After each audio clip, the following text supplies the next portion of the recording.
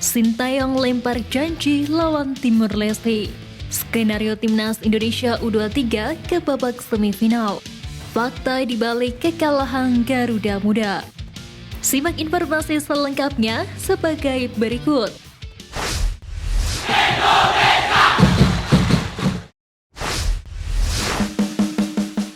Buka harapan ke semifinal, Sintayong lempar janji lawan Timor Leste. Nada optimisme keluar dari mulut pelatih Timnas Indonesia U23 Sintayong yang menjanjikan skuad Garuda Muda tampil lebih garang kalau menghadapi Timor Leste guna membuka asa lolos ke babak semifinal.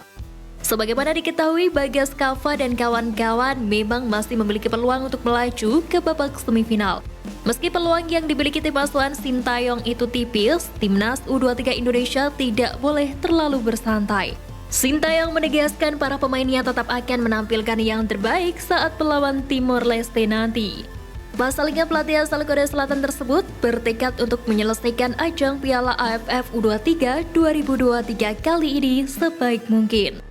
Kami akan melakukan yang terbaik sampai menyelesaikan turnamen ini. Terlepas dari hasilnya, kami akan terus melakukan yang terbaik, ucap Sintayong. Untuk itu, alih-alih terlalu pusing dengan hasil yang diraih Timnas U23 Indonesia pada laga perdana melawan Malaysia, Sintayong ingin anak asuhnya bangkit dan bisa mengakhiri turnamen dengan api.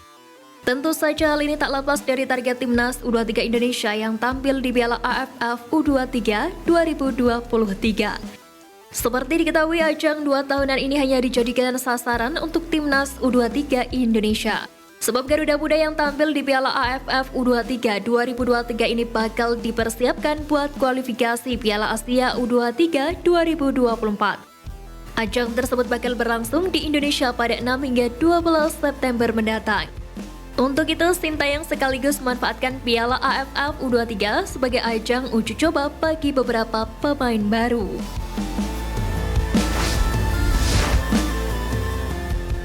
Fakta di balik kekalahan Garuda Muda.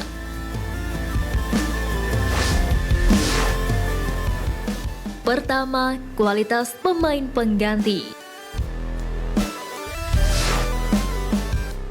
Perbedaan kualitas pemain yang masuk sebagai pengganti dinilai jadi salah satu faktor dari kekalahan Timnas Indonesia U23 atas Malaysia U23. Hanya Alvandra Dewangga yang bermain cukup baik meski memulai laga dari bangku cadangan.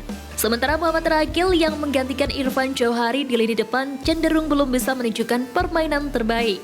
Tampak Ragil beberapa kehilangan momen untuk menciptakan peluang. Kedua, pelanggaran fatal. Meski terlihat seperti diving, pelanggaran fatal yang dilakukan Kadek Arel kepada Ferjus Tiarni bisa dibilang jadi salah satu momen titik balik Timnas Malaysia U23 di laga kali ini. Tiarni yang berhasil mengeksekusi penalti sukses membuat laga kembali imbang 1-1. Situasi tersebut membuat mental para pemain Malaysia U23 kembali percaya diri. Benar saja, beberapa menit berselang Tiarni kembali mencatatkan namanya di papan skor sekaligus membawa Malaysia U23 menang tipis 2-1.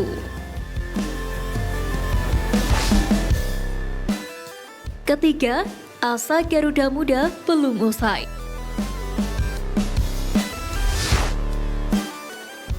Kekalahan tersebut membuat Timnas Indonesia U23 berada di dasar klasemen sementara grup B AFF U23 Championship tanpa poin.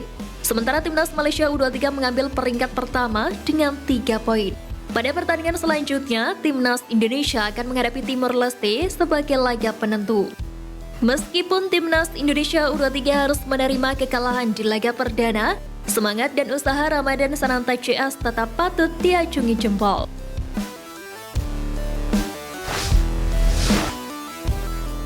Kalah di laga perdana, skenario Timnas Indonesia U23 ke semifinal tetap terbuka.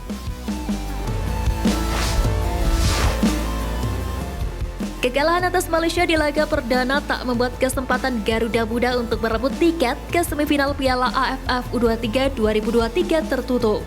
Sebagaimana diketahui, setiap juara grup otomatis lolos ke semifinal Piala AFF U23 2023 dan satu slot yang tersisa akan didapat oleh runner-up grup terbaik dari 3 grup yang ada.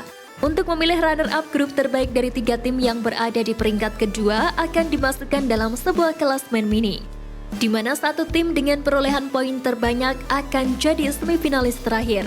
Jika perolehan poin antara 2 atau 3 peringkat kedua itu sama, maka akan diambil jumlah selisih golnya. Jika selisih golnya sama, maka klasifikasi berikutnya adalah jumlah gol yang diciptakan, poin kedisiplinan, dan yang terakhir yakni jalur undian. Khusus grup A, hasil melawan tim dasar klasemen tidak terhitung untuk menyamakan jumlah pertandingan dengan grup B dan C. Sebab grup A satu-satunya tim yang terdiri dari 4 tim, sedangkan 2 grup lainnya B dan C hanya 3 tim. Menariknya ada 2 jalur yang bisa dilakukan Timnas Indonesia U23 jika ingin lolos ke semifinal, yakni via juara grup dan runner-up grup terbaik.